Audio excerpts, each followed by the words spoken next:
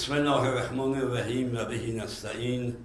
وصلی اللہ علی سیدنا محمد وآلہ الطاہرین۔ کتاب جوانوں کے جنسی مسائل اور ان کا حل، مصنف آیت اللہ ناصر مکارم شیرازی۔ مقدمہ۔ گھر والوں کو بیدار کرنے کے لیے چند ضروری ہدایات۔ والدین غفلت کی نیند سوئے ہوئے ہیں اور جوان بچے جن کے لیے زندگی کے سانحات یقینی اور مسلم ہیں بے اعتنائی اور لاپرواہی کا شکار ہیں، یا یوں کہا جائے مشکلات کی وحشت کو دور کرنے کے بجائے اسے بھلا دینا زیادہ بہتر سمجھتے ہیں، اور یا ڈپلومیٹک سیاست کی اصطلاح میں مشکلات کے مقابلے میں صبر و انتظار کی راہ اختیار کرتے ہیں۔ ایسے حالات میں ہزاروں بے گناہ نوجوان اس لاپرواہی، بے اعتنائی اور جہالت کی بلی چڑھ جاتے ہیں۔ حیرت انگیز بات یہ ہے کہ دنیا بھر میں پورے سال ہزاروں ادارے سیمینار، کانفرنس اور ان جیسے اجتماع منعقد کرتے ہیں تاکہ سمندروں کی تہوں میں موجود معادن کا پتہ لگا سکیں، مختلف جانوروں، سمندروں، ہواؤں، طوفانوں کے رخ، رات کے وقت تابیدہ ہونے والے کیڑے مکوڑے اور ان جیسی چیزوں پر تو غور و فکر کی جاتی ہے،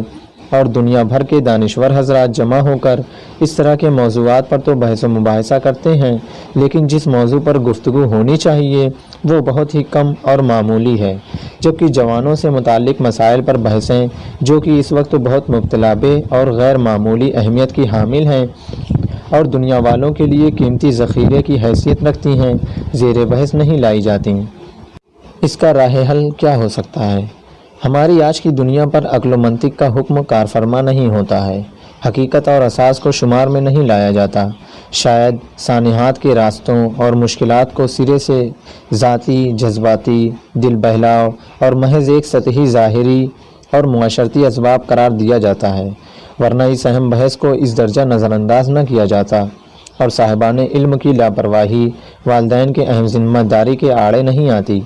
انہیں چاہیے کہ وہ اپنے اس فریضے کو فراموش نہ کریں۔ فارسی کی مثال ہے کہ اگر بچے پر دائی کو رحم نہیں آتا، اس کا مطلب یہ نہیں ہے کہ ماں کو بھی رحم نہ آئے۔ آج کے جوانوں کے لیے مشکلات کی بھرمار میں جو اہمیت جنسی مسائل کی ہے وہ کسی اور کو حاصل نہیں ہے،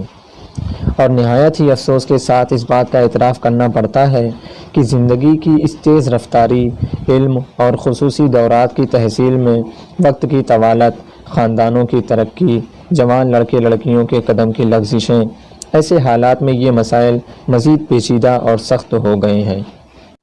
ہم نے اس کتاب میں صریحی اور واضح طور پر ان مشکلات کو بیان کیا ہے اور راہ حل کی نشاندہی بھی کی ہے، جبکہ بعض لوگوں کا یہ خیال ہے کہ اس طرح کے مسائل زیر بحث نہیں لانا چاہیے جن کا کوئی حل نہیں ہے، لیکن ہم نے ثابت کیا ہے کہ ایسا ہرگز نہیں، اور اگر کسی والدین اور جوان ان مسائل کے حل کرنے پر کمر بستہ ہو جائیں تو منزل دور نہیں ہے۔ ہم نے اس کتاب میں ضمنی طور پر جنسی کجرویوں اور اس کے علاج اور رکاوٹ کے بارے میں مستقل بحثیں پیش کی ہیں۔ اس کے مطالعے سے یقیناً تمام جوان افراد وافر مقدار میں معلومات حاصل کر سکتے ہیں اور اس مشکل و بلا سے نجات حاصل کر سکتے ہیں۔ حالانکہ یہ بحثیں رسالہ نسل جوان میں تباہ ہو چکی ہیں، لیکن بعض لوگوں کی درخواست اور اصرار پر وہ خطوط جو طباعت کے دفتر میں بھیجے گئے تجدید نظر اور تکملہ کے ساتھ اس کتاب میں ذکر کی گئی ہیں۔ ہم خداوند کریم کی بارگاہ میں دعا گو ہیں اور آرزو کرتے ہیں کہ سبھی جوان اس کتاب کے دستورات اور اصول سے فائدہ حاصل کر کے زندگی کے ان حساس مسائل کو حل کریں۔ پہلی فصل، شادی ایک مشکل مسئلہ۔ نمبر 1، شریک حیات کے انتخاب میں مشکلات کا سامنا۔ سبھی جوان ان مشکلات سے دوچار ہوتے ہیں، جیسا کہ ہم یہ بات جانتے ہیں کہ ان آخری سالوں میں شادیوں کی تعداد میں بہت کمی واقع ہوئی ہے اور مقابلے میں شادی کرنے کے سن و سال میں بہت زیادہ اضافہ ہو گیا ہے۔ خصوصاً بڑے شہر اور متمدن شہروں میں رہنے والے افراد اس بلا کا زیادہ شکار ہیں، یہاں تک کہ شادیاں اتنی زیادہ عمر میں ہوتی ہیں کہ جوان اپنے تمام جوش و خروش اور تازگی کو گنوا بیٹھتا ہے اور شادی کا مناسب و بہترین وقت جا چکا ہوتا ہے۔ شادی کی تاخیر کے بہت سے اسباب و علل ہیں، مندرجہ ذیل 4 اسباب خاص اہمیت کے حامل ہیں۔ نمبر 1، پڑھائی کی مدت کا طولانی ہونا۔ نمبر 2، ناجائز تعلقات یا روابط کا آسانی سے فراہم ہو جانا۔ نمبر 3، دل خواہ ضرورتوں اور شادی کی سنگین اخراجات کا فراہم نہ ہونا۔ نمبر 4، لڑکے لڑکیوں کا ایک دوسرے پر اعتماد نہ ہونا۔ ہم اس مقام پر ابتدائی 2 قسمیں جو زیادہ اہمیت رکھتی ہیں انہیں زیر بحث لائیں گے۔ معاشرے کے بعض لوگ ان خطیر اسباب پر غور و فکر کرنے اور ایسے خطرناک اسباب سے مقابلہ کرنے کی بجائے جبری طور پر شادی کی پیشکش کی ہے، گویا غیر شادی شدہ افراد کے لیے ایک مالی جرمانہ رکھا جائے اور جوانوں کو زبردستی شادی کر کے ان کو لباس خواندگی پہننے پر مجبور کر دیا جائے، یا مختلف اداروں میں جوانوں کو ایک خاص عمر کی شرط کے ساتھ نوکری دی جائے اور انہیں اس مشکل سے نجات دلائی جائے، یا کوئی سنگین سرزنش اور سزا ایسے جوانوں کے لیے مقرر کی جائے۔ بعض جوانوں نے ہم سے یہ سوال کیا ہے کہ کیا آپ کی رائے میں اس طرح کے اقدامات اور کوششیں صحیح ہیں؟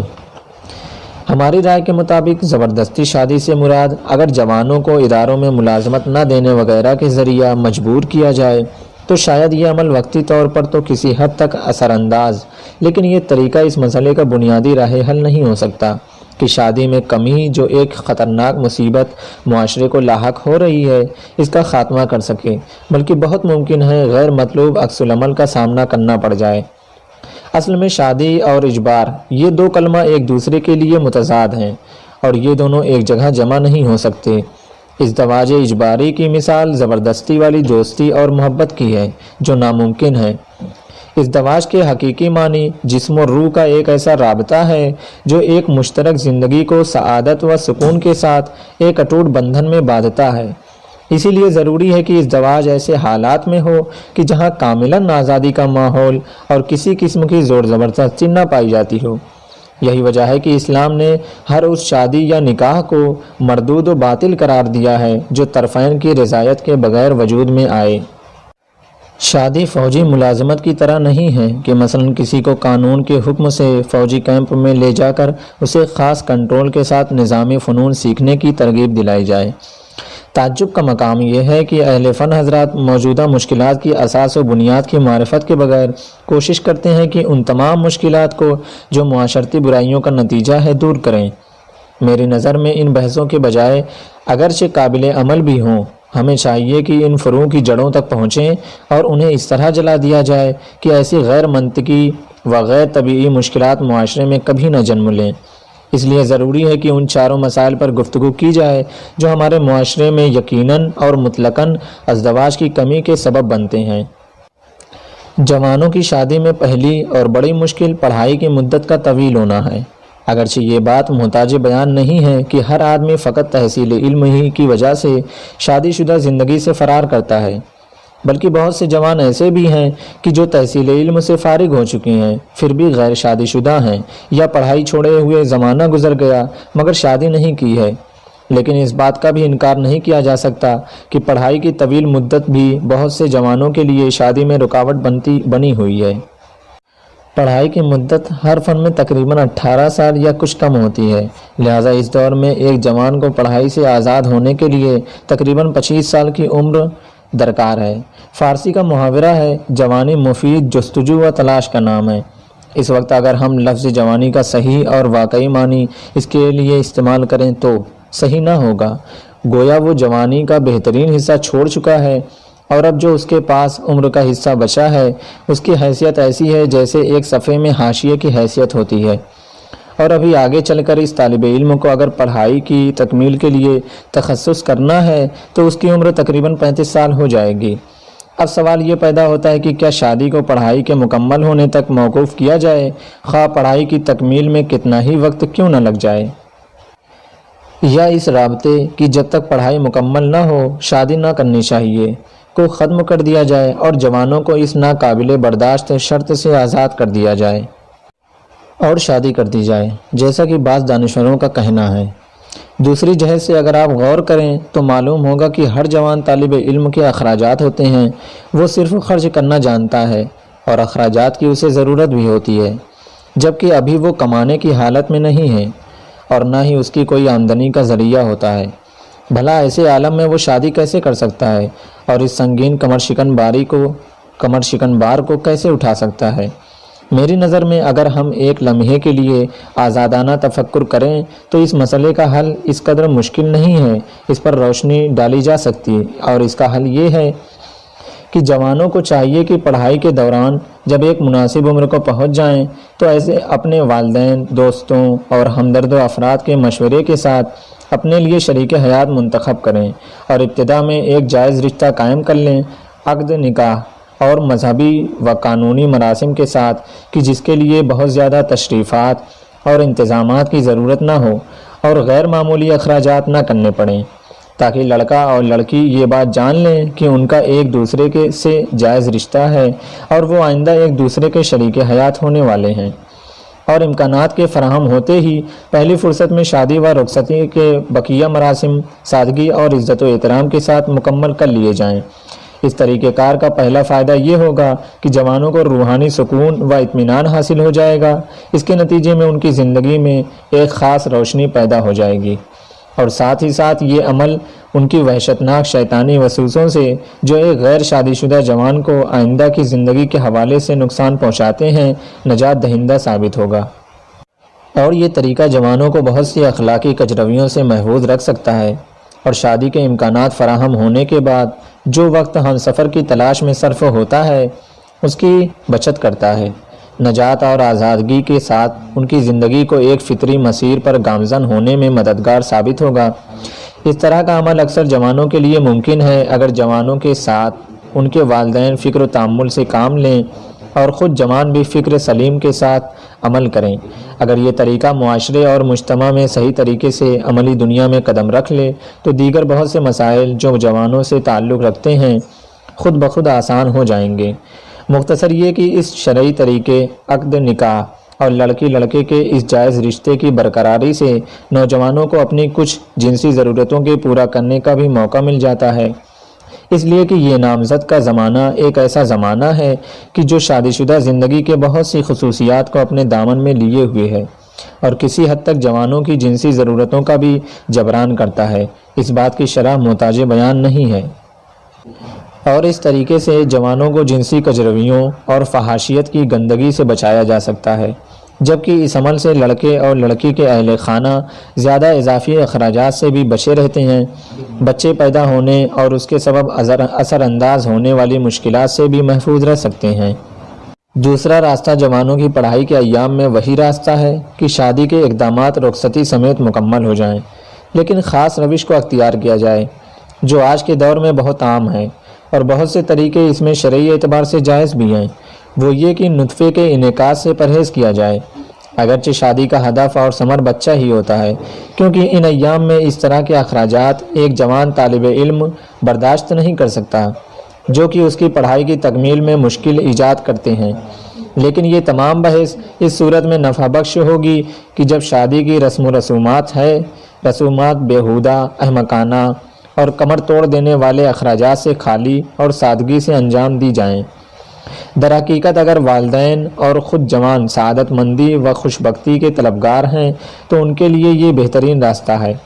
پڑھائی کی تکمیل کا انتظار اور اس کے بعد اچھی ملازمت یا کاروبار کا انتظام، گاڑی کا بندوبست، دوسرے وسائل خانہ اور شادی کے ناقابل برداشت اخراجات کا انتظام وغیرہ، ان تمام چیزوں کے انتظار کا نتیجہ جوانوں کی آلودگی اور ہزاروں انحرافات کے سوا اور کچھ نہیں نکلتا۔ جب تک جوان کی عمر 35 یا 40 برس کے قریب ہو جاتی ہے، جو سرکاری اعتبار سے انسان کی ریٹائرمنٹ عمر ہوتی ہے، اس طرح کی شادیاں 100% روحانی اور حقیقی معنی میں ناکام اور غیر طبیعی ہو جاتی ہیں، اس لیے کہ اس طرح کی شادی انسانیت اور اس کی ضرورتوں کے ساتھ کوئی ہم آہنگی نہیں رکھتی ہیں اور نہ ہی شادی کے اصلی اور معین ہدف کو پورا کرتی ہیں۔ فصل 2، شادیوں کی تعداد میں کمی واقع ہونا انسانی معاشرے کا ایک بڑا المیہ ہے۔ شادی کی قلت اور جوانوں کا شادی شدہ زندگی کی طرف رغبت نہ کرنا، اس کے مقابلے میں مجرد زندگی کو ترجیح دینا، جبکہ ایسی شے کو زندگی کا نام دینا مناسب نہیں ہے، یہ عالم انسانیت کے لیے ایک بڑا المیہ ہے، جبکہ اس کے علاوہ بہت سے منفی آثار اس تیز رفتار زندگی کے ساتھ اس صدی کے انسانوں کو گھیرے ہوئے ہیں۔ شادی کی قلت فقط اس لیے المیہ نہیں ہے کہ یہ نسل یا کثرت اولاد پر کنٹرول کا سبب ہے، اور حال حاضر میں دنیا کثرت جمعیت کی شکار ہے اور آنے والے چند سالوں میں دنیا اقلیت کی شکار ہو جائے گی، جبکہ کثرت جمعیت غیر صنعتی ممالک میں مکمل طور پر کنٹرول ہو چکی ہے۔ اس لیے قلت ازدواج پریشانی کا سبب بنی ہوئی ہے، بلکہ برائی کا بدتر مقام یہ ہے کہ مجرد افراد اجتماعی یا معاشرتی ذمہ داریوں میں بہت پیچھے ہو گئے ہیں۔ ان کا رابطہ تمام معاشروں سے منقطع ہو گیا ہے، اور ان کا حال ایسا ہو گیا ہے کہ جیسے بے قرار فضا میں کوئی غیر وزنی شے سرگرداں پھرتی ہے۔ اس طرح کے افراد ممکن ہے کہ ایک معمولی چیز مٹی یا پانی سے اپنے رابطے کو توڑ ڈالیں اور فوری طور پر کسی دوسرے نقطے کی طرف پرواز کر جائیں، یا یوں کہا جائے کہ غصہ و غضب کے عالم میں اپنی زندگی کو خیرباد کہہ دیں اور زندگی سے چشم پوشی اختیار کر لیں۔ خودکشی کی کثرت اس حقیقت کو اچھی طرح واضح کر دیتی ہے کہ خودکشی کرنے والے میں غیر شادی شدہ افراد کی نسبت شادی شدہ افراد سے ہمیشہ زیادہ رہی ہے۔ اگر آپ غور و فکر کریں تو دنیا میں جرائم کو انجام دینے والے افراد اکثر و بیشتر یا تو غیر شادی شدہ ہوتے ہیں یا اس کے مثل ہوتے ہیں۔ دراصل شادی شدہ زندگی انسان کو اپنی ذات کو ترجیح دینے اور نفرت نفسی کی بیماری سے چھٹکارا دلاتی ہے، اور اس کے علاوہ اپنے ایک چھوٹے معاشرے فیملی کی وجہ سے ذمہ داری کا احساس دلاتی ہے۔ اس طرح اس کو ہر خطرناک و غلط ارادوں سے محفوظ رکھتی ہے۔ ذمہ داری کا احساس اور معاشرے سے مربوط نہ ہونا یہ بھی برائی کا ایک دوسرا رخ ہے، جس میں سب سے اہم انسان کا اپنی تمام قوت و طاقت کو استعمال اور انہیں جمع نہیں کر پانا ہے، جس کے نتیجے میں وہ اپنی زندگی کی ترقی سے محروم رہ جاتا ہے۔ یہ وہی موضوع ہے جو کنوارے یا غیر شادی شدہ افراد کی زندگی کو سست بناتی ہے اور بے اعتنائی کے ساتھ ساتھ اس کی زندگی کے وسائل کی فراہمی اور اپنی سمجھ بوجھ کے استعمال سے فراہم شدہ امکانات کی حفاظت سے روکتی ہے۔ چنانچہ زندگی چلانے کے لیے وہ بھی ایک فرد کی جس کی زندگی میں جس طرح بھی گزرے اسے سختی کا احساس نہیں ہوتا، نہ ہی اس کے تمام قوا کا استعمال کرنا ضروری ہوتا ہے۔ یہی سبب ہے کہ بہت سے جوان جو مجردی کے زمانے میں اپنی زندگی تک نہیں چلا پاتے اور ہمیشہ دوسروں کے سہارے زندگی گزارتے ہیں اور معاشرے میں انہیں سست اور معذور شمار کیا جاتا ہے، لیکن شادی شدہ زندگی کے شروع ہوتے ہی ان کا شمار مستقل مزاج، قوت مند، حوصلہ مند اور بافہم افراد میں ہونے لگتا ہے۔ یہ سب ذمہ داری کے احساس کا نتیجہ ہے۔ اسلامی روایات میں بھی اس بات کی طرف زور دیا گیا ہے اور رزق شریک حیات کے ساتھ ہوتا ہے، شاید اسی فکر کی طرف اشارہ کیا گیا ہے۔ لہٰذا ایسے غیر شادی شدہ جوانوں کو اگر خانہ بدوش خیموں میں رہنے والے سے تشبیہ دی جائے تو غلط نہ ہوگا کہ یہ لوگ کسی بھی سرزمین کو آباد نہیں کرتے، کیونکہ انہیں بہت ہی جلدی کسی دوسری جگہ کوچ کر جانا ہوتا ہے اور یہ اپنی کوئی پہچان نہیں چھوڑتے ہیں۔ اس حوالے سے یہ لوگ بہت ہی لاپرواہی سے کام لیتے ہیں۔ اخلاقی نقطہ نظر سے غیر شادی شدہ شخص انسان کامل نہیں کہلایا جا سکتا ہے، کیونکہ بہت سی اخلاقی صفات جیسے وفاداری، درگزر، جوان مردی، محبت، قربانی، حق شناسی، ایک گھریلو اور شوہر و بیوی بچوں کے ساتھ مشترک زندگی کے علاوہ بڑی تعداد میں مشاہدے میں نہیں آ سکتے ہیں۔ لہذا جو افراد ایسی زندگی سے دور ہیں وہ ان صفات کے مکمل معنی و مفہوم نہیں سمجھ سکتے ہیں۔ یہ بات درست ہے کہ ایک شادی شدہ مشترک زندگی کے قبول کرنے کا مطلب بہت سی ذمہ داریوں اور مشکلات کو دعوت دینا ہے، لیکن سوال یہ ہے کہ کیا کوئی انسان مشکلات اور ذمہ داریوں سے مقابلہ کیے بغیر کامل ہو سکتا ہے؟ انسانی جسم و روح کی طبیعی و فطری ضرورت اور تقاضوں پر مشتمل مسائل کی جواب دہی اور ان کی عدم جواب دہی کی صورت میں پیش آنے والے فکری و جسمانی نارسائی ایک مستقل باب کی حامل ہے۔ ان واقعی اور غیر قابل انکار باتوں کے مد نظر اگر شادی نہ کرنے کا رواج بڑھتا رہے تو اسے ایک عظیم سماجی بحران اور فاجعہ کا نام دیا جا سکتا ہے، اور ایسی تعبیر میں کوئی مبالغہ نہیں ہے۔ لیکن اس راہ میں ایک سوال یہ پیدا ہوتا ہے کہ ایسی تاریک راہوں اور عظیم مشکلات کی موجودگی میں ہمارے جوانوں کو اس فطری اور معاشرتی فریضے کو پورا کرنے کے لیے کیا کرنا ہوگا؟ اس تیز رفتار زندگی، اس کی تمام مشکلات، زندگی کی بے جا امیدیں، والدین اور جوانوں کا اختلاف نظر، تعلیم کی بڑھتی ہوئی مدت، رستم کی 7 رکاوٹوں کی مانند بہت سی رکاوٹیں، روزگار کی پریشانیاں اور لوگوں کا ایک دوسرے سے بھروسے کا ختم ہو جانا، کیا ان حالات میں جوان اس مقدس اور عظیم فریضے کو سر وقت انجام دے سکتا ہے؟ یہی وہ مسائل ہیں جن کو دقیق طریقے سے زیر بحث لانا چاہیے، اس لیے کہ اس کے بغیر معاشرے کی اس عظیم مشکل کا بنیادی حل ناممکن ہے۔ قابل غور نقطہ جس کی طرف توجہ کرنا ضروری ہے یہ ہے کہ شادی اور اس کے سبب پیدا ہونے والی پریشانیوں کے موجد خود ہم اور ہمارا معاشرہ ہے، جبکہ اس معاشرے کے معنی سوائے ہمارے وجود کے کچھ اور نہیں ہے۔ یہ مشکلات آسمان سے نازل نہیں ہوئی اور نہ ہی بطن زمین سے آشکار ہوئی ہیں، بلکہ یہ ہم ہی ہیں جن کے سبب یہ وجود میں آئی ہیں۔ ہمارے غلط فیصلے، غلط محاسبات اور ہمارا غلط رسوم و آداب کا شکار ہونا، اندھی تقلید کرنا اس کا باعث بنتی ہیں۔ لہٰذا اگر ہم محکم ارادے کے ساتھ مقابلہ کریں تو ان مشکلات کا خاتمہ کر سکتے ہیں اور نئے سرے سے پلاننگ کریں جو اوہام و خیالات اور غلط پیروی کے سے ہٹ کر حقیقت و واقعیت اور زندگی کے اصلی اور اساسی مفہوم پر مبنی ہو۔ اور اس